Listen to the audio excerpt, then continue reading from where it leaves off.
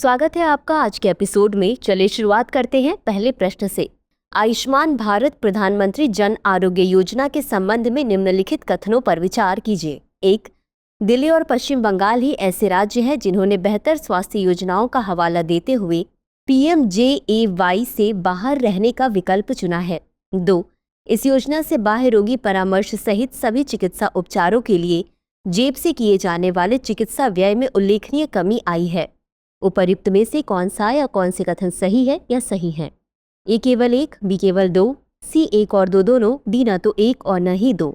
इस प्रश्न का सही उत्तर है विकल्प ए केवल 1।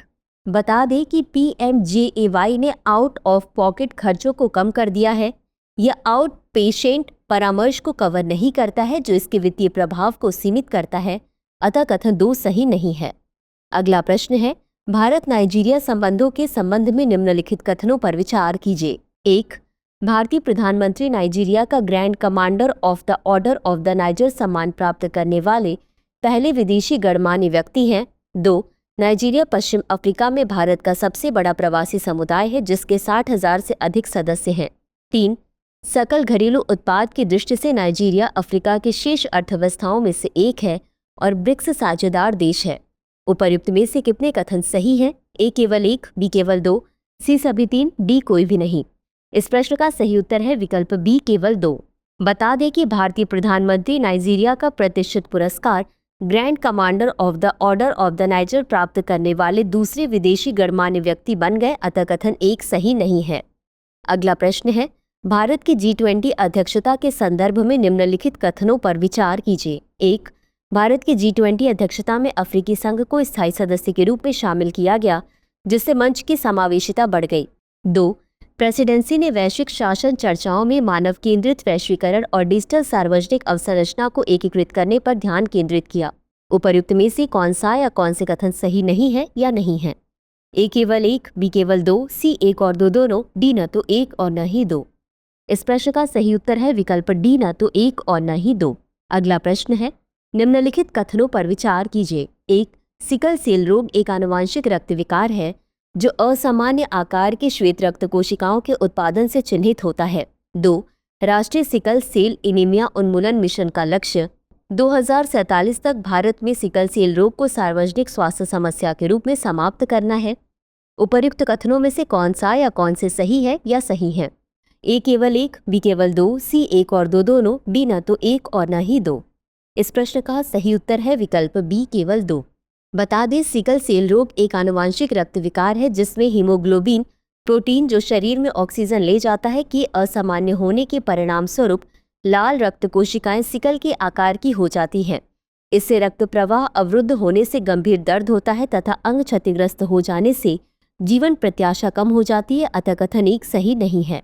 अगला प्रश्न है, निम्नलिखित विशेषताओं पर विचार कीजिए। 1. इसे अफ्रीका का विशालकाय देश कहा जाता है और यह अफ्रीका का सबसे अधिक आबादी वाला देश है। 2. यह पश्चिम अफ्रीका में स्थित है और अटलांटिक महासागर से जुड़ता है। 3. इसकी सीमा नाइजर, चाड, कैमरून और बेनिन से लगती है। निम्नलिखित में से कौन सा देश उपर्युक्त विशेषताओं का सर्वोत्तम वर्णन करता है?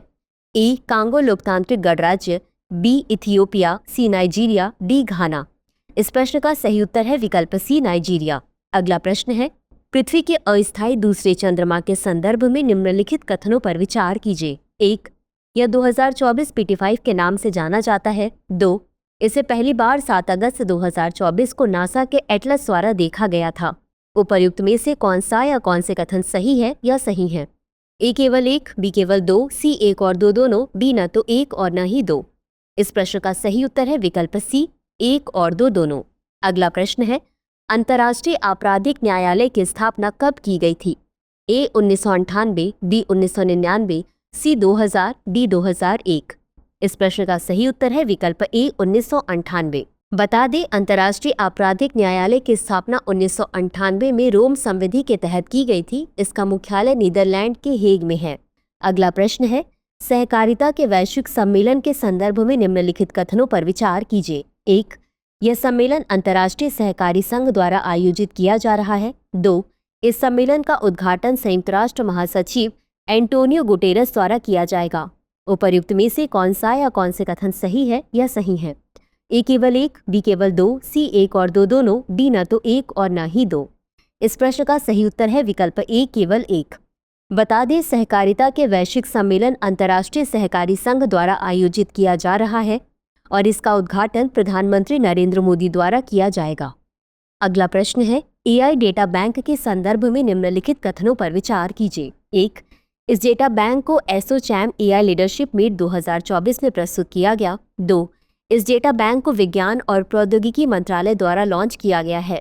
उपर्युक्त में से कौन सा या कौन से कथन सही है या सही है? ए केवल 1, बी केवल 2, सी 1 और 2 दोनों, डी न तो 1 और न ही 2। इस प्रश्न का सही उत्तर है विकल्प सी, 1 और 2 दोनों। तो चलिए अंत में देखते हैं आज के अभ्यास प्रश्न को। क्लाउड सीडिंग के संदर्भ में निम्नलिखित कथनों पर विचार कीजिए। 1. इसे कृत्रिम वर्षा के नाम से भी जाना जाता है। 2. इसमें सबसे अधिक उपयोग होने वाला रसायन सिल्वर आयोडाइड है। उपर्युक्त में से कौन सा या कौन से कथन सही है या सही है? ए केवल 1, बी केवल 2, सी 1 और 2 दोनों, डी न तो 1 और न ही 2। इस प्रश्न का उत्तर कमेंट बॉक्स में जरूर दें। आज के लिए बस इतना ही। धन्यवाद। डियर व्यूअर्स, अपने एग्जाम की तैयारी को और बेहतर करने के लिए हमारे चैनल को लाइक, शेयर और सब्सक्राइब करना न भूलें।